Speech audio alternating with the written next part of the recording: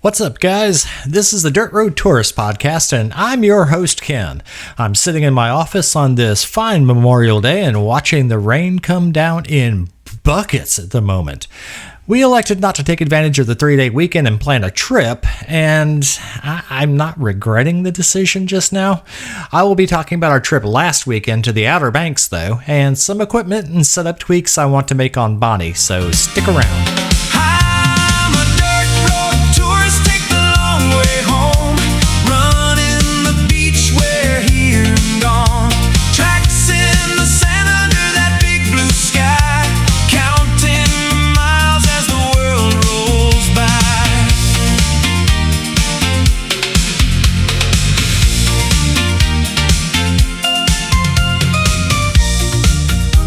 Yeah, I'm leading off with our trip to the beach, so show music to match.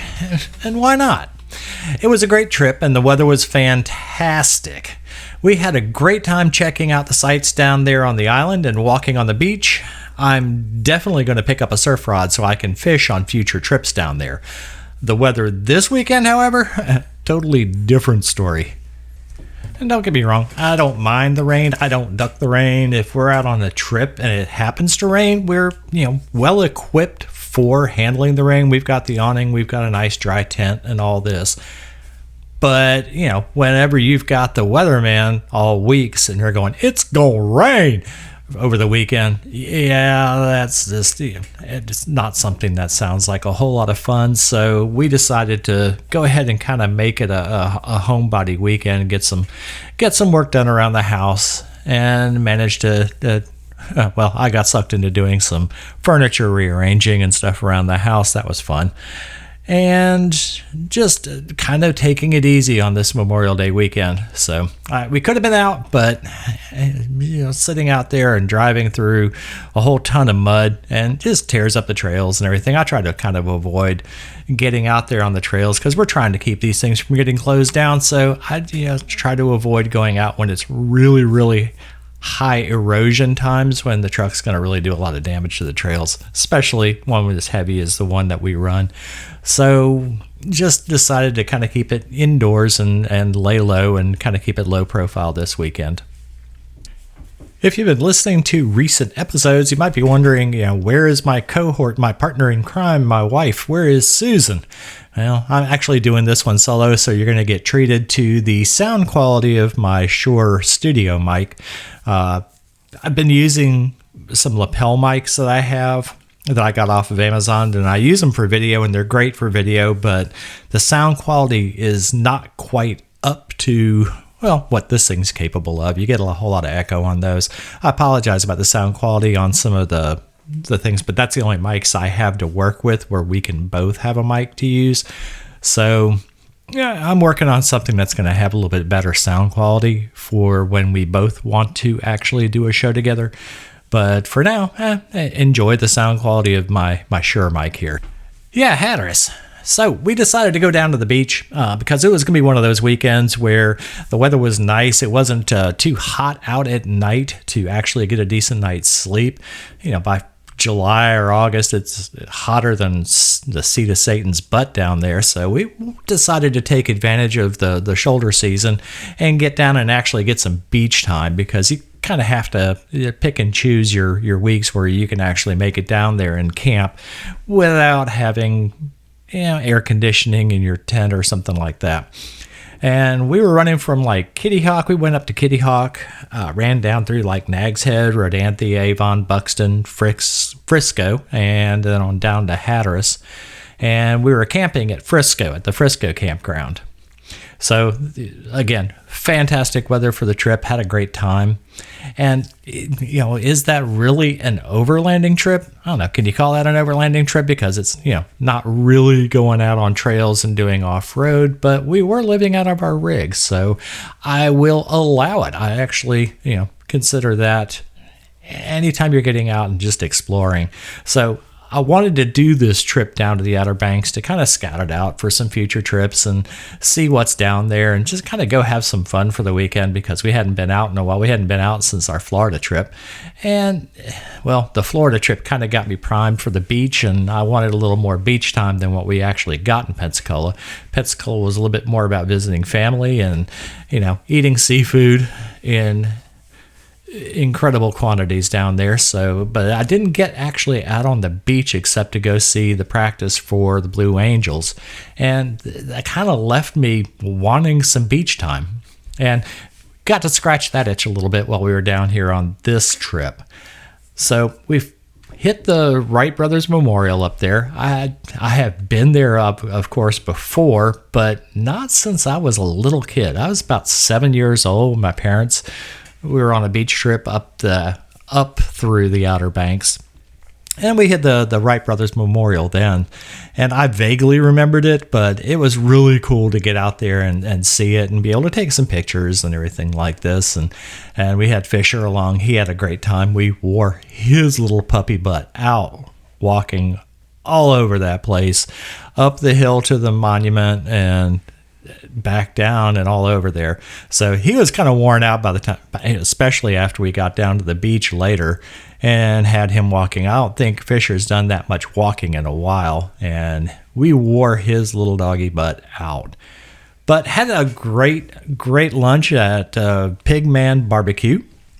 That place is fantastic.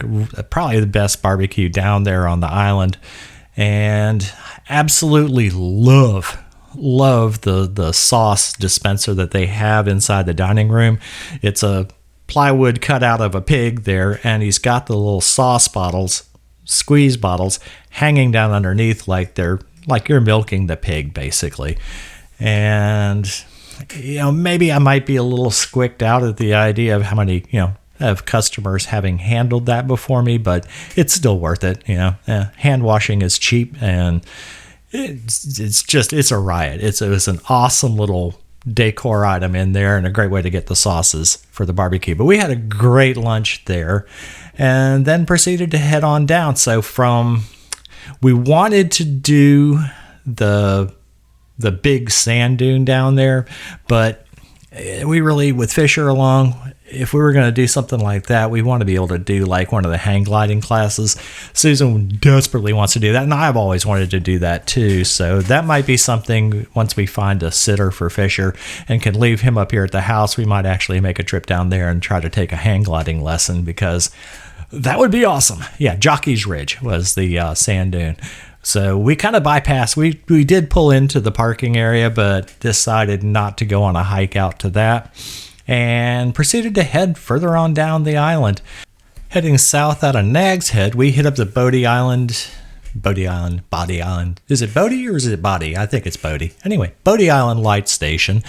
We got some great pictures of the rig in front of it, but we were just kind of really able to sort of hang out in the area and take some pictures of the grounds and the lighthouse itself. You're not really able to go up into it anymore, or at least not right now. That's not to say that they won't open it up in the future, but it's undergoing some reconstruction. The visitor center and the lighthouse itself is undergoing some maintenance, so it's a bit of a construction zone at the moment.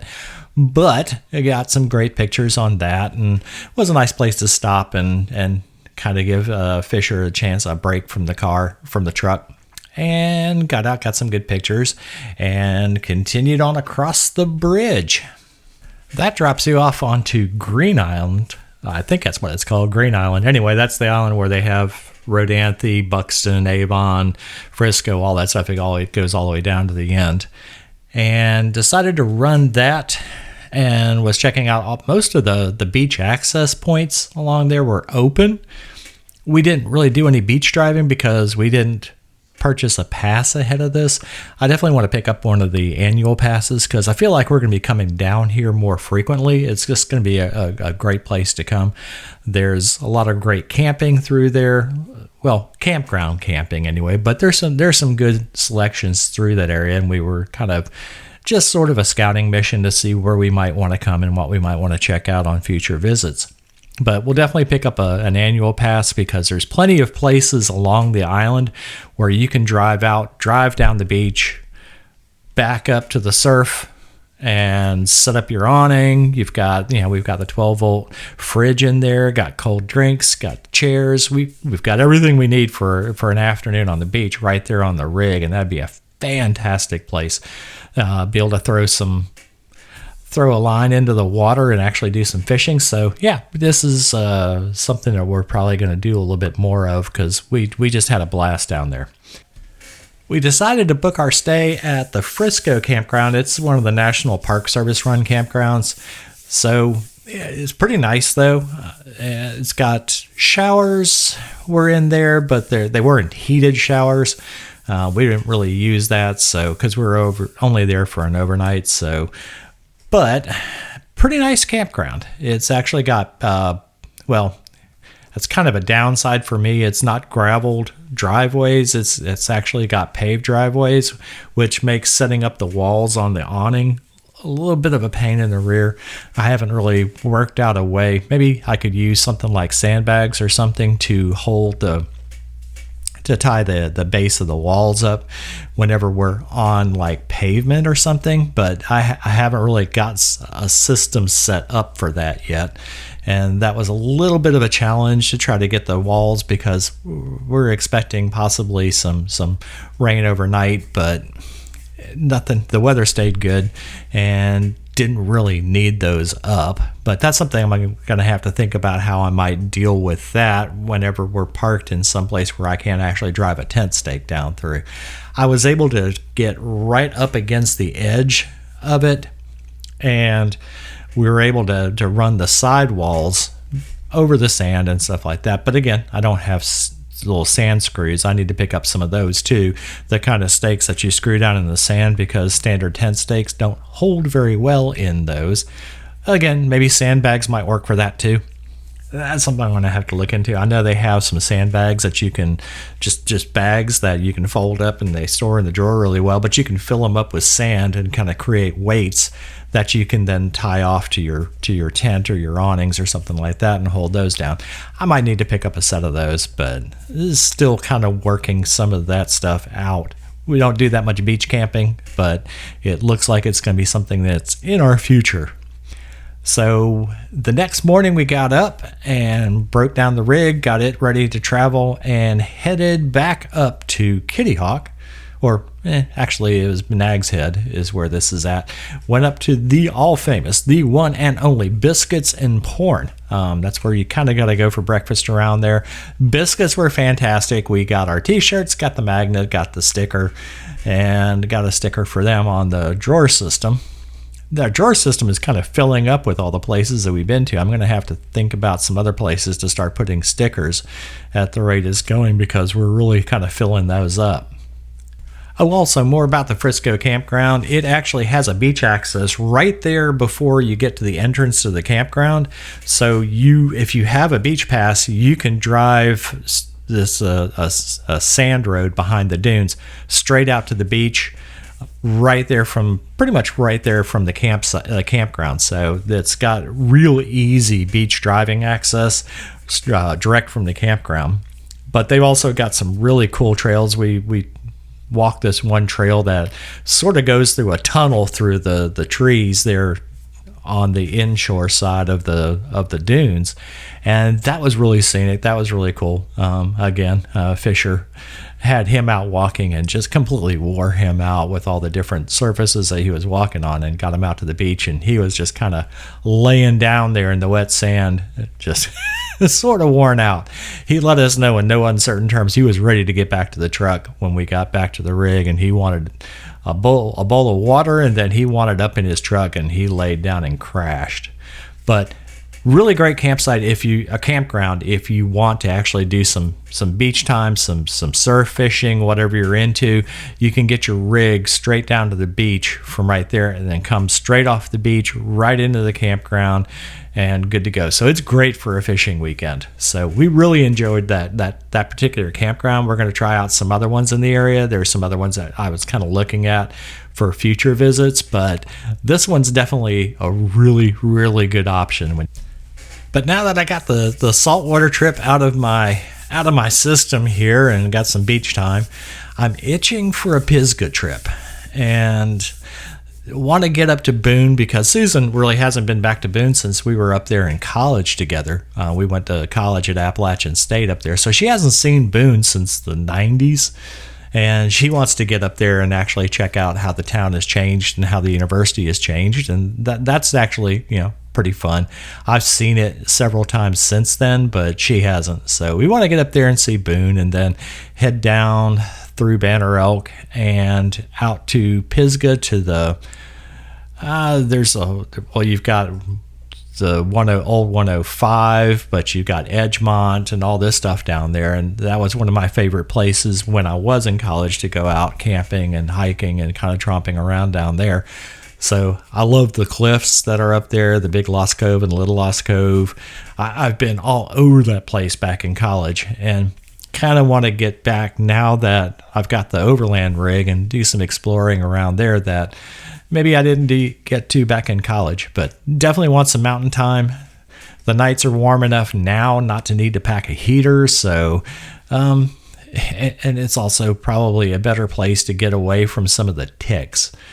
Holy smokes, folks, the ticks have been absolutely horrible this year. And I'm not the only one that's noticing it because I've been reading a lot of articles about them. I only found one on this trip down to Hatteras this last time, but I've kind of decided to go thermonuclear on these little buggers, man. I've got a couple of outfits that I want to set aside just for camping, and I'm going to permethrin the literal heck out of those things. And I mean full outfits. I'm talking about the boxers. I'm talking about socks, everything. Yeah, the little ticks. Yeah, hop off on my boot and see what you get. But they've just been absolutely insane this year, and yeah, usually getting up into the higher elevations, you don't have as high of a tick population up there because, the winters are a bit more brutal on them and not as many of them tend to survive up there. But they say global warming, they're starting to move up to higher elevations now, and you're probably going to find some, but good grief, not like we've been finding them down here this summer. It's been kind of nasty. Okay, so moving on from that topic, because I'm going to get itchy down here just talking about these things. But I've got some setup changes that I want to do on the rig, just a couple of tweaks and everything to the gear. The rig performed well on the last couple of trips, and I really like the way everything flows at this point. It's really quick to set up and it's quick to break down. We can be on the road literally probably about 30 minutes, 40 minutes after we roll out of bed and roll out of the tent. We can be packed up and on the road in about 30 minutes or so. And I really like the way everything flows. Everything kind of has a place and everything's set up really nicely. However, so one of the things that I've been considering, and I kind of want to ask a kind of crowdsource a little bit here, is the house battery. I've got currently a battery box with 2 AGM. They're the Renogy AGM batteries, 100 amp hours. So I have a total of 100 amp hours of usable battery in there. And I've got my Renogy solar charge controller, and I've got the solar panel on the roof. And for as little, we really only run lighting and our fridge. We run our fridge and we run our lighting, and the fridge runs fine 24/7. Pretty much 365, as long as I can park somewhere where I can get some decent solar during the day. That truck can sit there and run that fridge indefinitely. So I haven't really had a problem per se with the batteries that we've got in there, with the exception of the fact that I know that the LifePos are a whole lot lighter. I could probably shave about 60 pounds off of my cargo weight just by going to the lithium batteries, and they've gotten way cheaper. So I've been kind of following the prices of those and thinking that whenever I get ready to get rid of these AGMs or to replace them, that I want to go with some of the LifePos. But I do have I love the fact that it would save weight. They charge faster.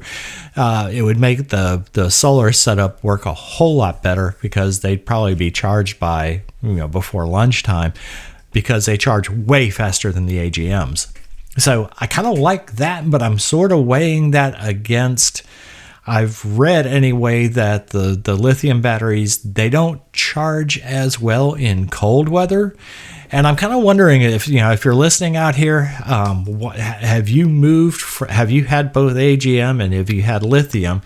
Because we like to do a lot of winter camping. We do camp in cold weather, and I do like to run some of my stuff in the wintertime. And there's a little part of me that's like, is that going to create problems in terms of getting these things to charge up? Because they're not they're in an enclosed area. I've got a bed cap on the bed, so they're not the battery box isn't exposed to the elements or anything.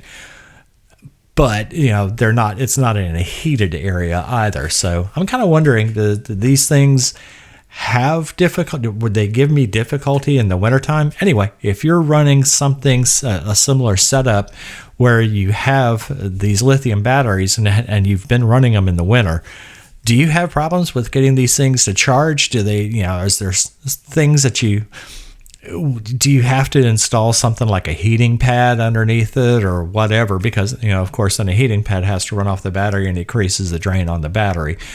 But anyway, have you run into any issues with this?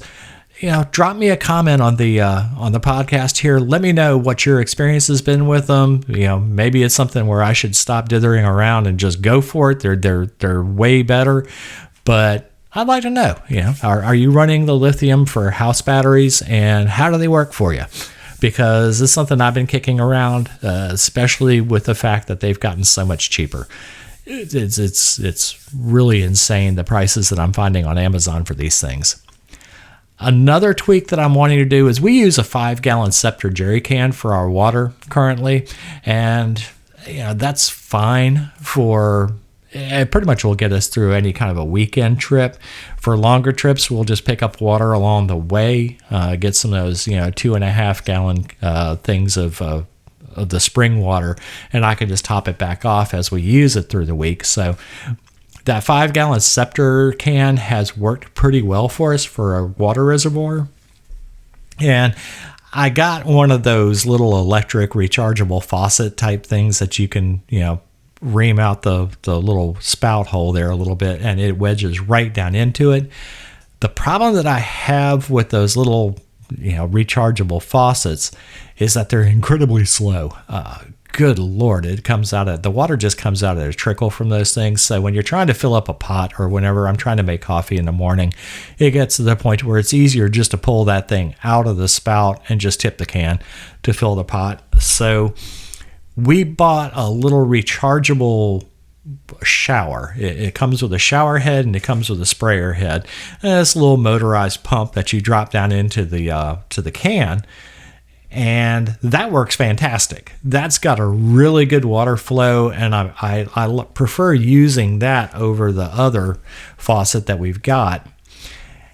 But the problem that I have with that is that the hose, it's kind of like a shower hose screw-on type of a fitting on the end of the hose, and it won't fit through that spout on the cap of the jerry can. So what I want to do is get a bulkhead fitting that I can actually run through the top of the Scepter can, and be able to run the 1/2-inch hose down to the bottom with a 1/2-inch fitting that I can actually screw onto the pump, and then close the cap, run the power line up through the spout there. Because currently I actually have to take the whole big cap off of the can to be able to fit the hose and the power line through it. And I worry about bugs or anything like that crawling down and getting into our water. I just kind of throw a rag over it. So I'm looking for a little bit more of an elegant solution to be able to use that with the shower setup that we've got, because I like the water flow that we get through that, and it's great for spraying off dishes and all this stuff, and doing some cleanup in the morning. So yeah, I can't find the fittings that because I want a 1/2-inch threaded fitting on the outside of the bulkhead fitting, and then I want a barb fitting on the bottom, on the inside side of it, and I'm having trouble finding that on Amazon. So I'm probably going to try to go down to one of the local hardware stores and see if they have it. Just try to see if I can source some of the fittings that I need and the hoses that I need in order to complete this. But if you're running a similar setup, hey, give me a comment and and let me know how you solve this issue and what kind of a water setup you have. Again, I like the Scepter. It's easy to clean up. It's fairly compact. It plays well with the rest of our gear in the bed. I can kind of Jenga it in there nicely. And that 5 gallons seems to be kind of a sweet spot for us in terms of the amount of water we need to carry for a weekend. And I mean, that's enough for me and Susan and Fisher and cooking and coffee and all that good stuff. So we tend to kind of go through about 5 gallons. So it's just about perfect. We're usually coming back about empty on that jerry can. So, I like that 5 gallon format basically for our water. But anyway, if you've got something that you're running in that kind of a gallon area that you like to use, what kind of a solution do you have? What works for you? Drop me a comment and let me know. Give me some ideas. But I'm still going to try to figure out how to sort of rig up this Scepter can here in order to kind of work with the hardware that we've got. Anyway, just something I wanted to kind of crowdsource out there.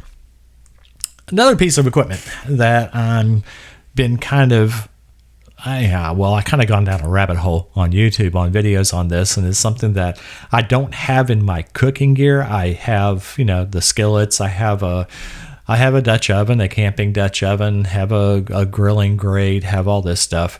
Got a skrittle, so that goes across the 2 burners on the cook stove and gives you kind of a griddle. That's kind of cool, but it's kind of heavy. But one thing I've been looking at that I don't have and I haven't really used since, good grief, it'd probably been back in Boy Scouts, is a set of pie irons. And it looks like a really easy way to put a hot meal down.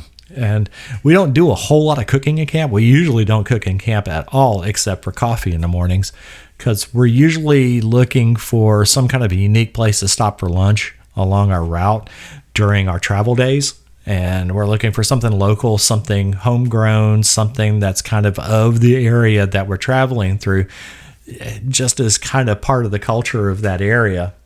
That's kind of what we're into. And we'll usually, if we're stopping like at a barbecue place, for instance, we'll pick up like an extra, pound of barbecue and some maybe some hush puppies or some potato salad or something like that. And then we'll throw that in the fridge, and then we'll have that later in camp. So we don't usually cook in camp, but it's something that sometimes I might like a hot meal later in the evening or a hot breakfast, and just something that would be, these look like they're really easy to use. They're easy to clean up. I like the fact that they're versatile. You can do breakfasts, you can do lunches, you can do dinners, all different kinds. You can do desserts on these things. Like I said, I've been going down a rabbit hole looking at YouTube videos of all the different ways you can use these pie irons. They're easy to clean up. You can use them on just about any heat source that you have in camp. So if you've got a campfire and if you got a fire ring in camp and you're running a campfire in there, scrape some coals out, you're good to go. If you carry a grill with you, you can use a charcoal grill. You can use your camp stove. You could probably lay one of these things down on top of your exhaust manifold and cook on the engine if you wanted to. But they're very versatile, and I like that most of them you can actually pull the handles out. You can unscrew the handles from the iron head, and they're pretty compact. They store pretty easily. So I've really kind of liked the form factor of those, and that you can cook so many different kinds of things in them. So I actually watched a video where a guy actually made buffalo wings inside a pie iron, and I'm kind of hooked. Okay, buffalo wings, sign me up. So that's something I'm kicking around getting and adding to our kit there.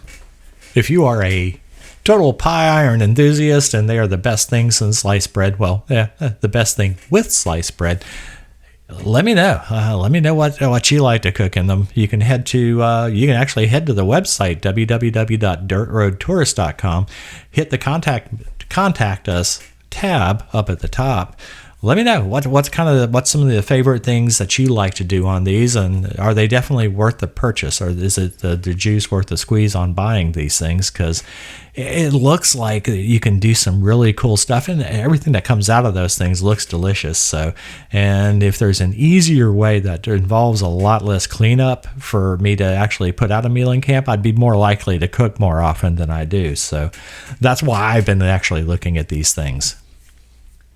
So, moving on, we've got some changing plans here. I know I've been talking about the Northeast BDR for our Labor Day week trip, and looking at some of the prices up there and looking at what gas prices have been doing, that trip is starting to look awfully expensive. We're talking like a couple of grand for us to just get up there, to have like a hotel stay in the middle so we can catch a hot shower, that type of stuff. And just trying to find the stuff that we want to do up there is starting to look like a really expensive trip. So I know I've talked about gas prices on previous episode, and I was asking if, this is impacting other people's decisions on where to go, and it's definitely impacting ours. Just simply because when you're driving something with a 250-mile range on a 20-gallon tank, you're filling up frequently, and when those fill-ups start to get as expensive as they are on that truck right now, some of these longer distance trips are starting to look owie for the wallet. So we decided to kind of swing around. We're thinking about moving the venue for that. We're still going to take that trip, but we're talking about moving the venue over to the Mid-Atlantic BDR and running it south to north. So that starts off in Damascus, Virginia, just across the North Carolina border, and works its way north up to the Pennsylvania line. So we kind of are thinking about doing that because it's a lot closer to home. It'd be a lot cheaper, and we haven't done the Mid-Atlantic BDR any more than we've done the Northeast, so we're thinking about actually kind of doing that one.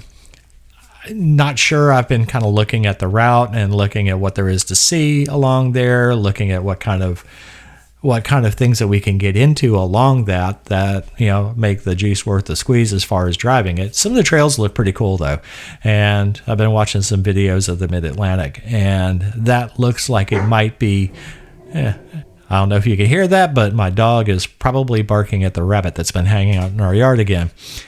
But yeah, thinking about doing the Mid-Atlantic BDR and doing a south-north thing on there. Anyway, we're going to be somewhere over the Labor Day week, but we'll figure it out. On another note, I actually wanted to throw into this particular podcast is T-shirts. So I've started getting these ads for the purchasing transfers, T-shirt transfers, and fabric transfers on my Facebook feed. So I started just getting bombarded with these things. I don't know how they know what I want before I actually want it. But I've worked up a couple of designs for a Dirt Road Tours T-shirt. And I'm going to probably throw up a blog page on my website that's www.dirtroadtourist.com. There's a blog page on there. I'm going to probably throw a blog post up there that has a couple of the designs that I've worked up. So feel free, swing by there and vote on your favorite. Let me know which ones that you like better out there of the different designs that I'm going to post. And while you're there, check out the other pages on the site and hit us up from the contact page. But I'm going to throw up a couple of designs because I'm thinking actually about putting together a Dirt Road Tourist T-shirts. Well, we're just over 30 minutes, so that's about a full episode for us. Not a whole lot more to discuss this week. Again, I'm working on trying to get a trip together for the mountains, and I'll talk more about that on the next episode. But in the meantime, definitely go by and leave me a comment, leave a review on Apple Podcasts, preferably if that's where you're listening to me from. Leave a comment and leave a review because it definitely helps the podcast get out there. It definitely helps it be seen. Hey, tell your friends all about it too. If you enjoy the content that you're getting from Dirt Road Tourist, help a brother out and mention it.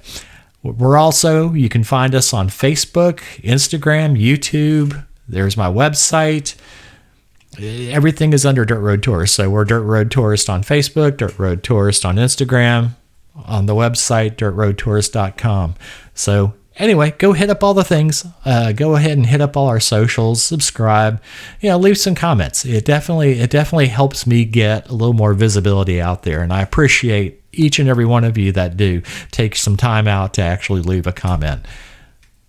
Anyway, that's all I got for this week. In the coming week, I hope you all have fantastic travels. I hope you get better weather than we're getting right now. I hope it improves for you. And get out there, be safe, and go see something amazing.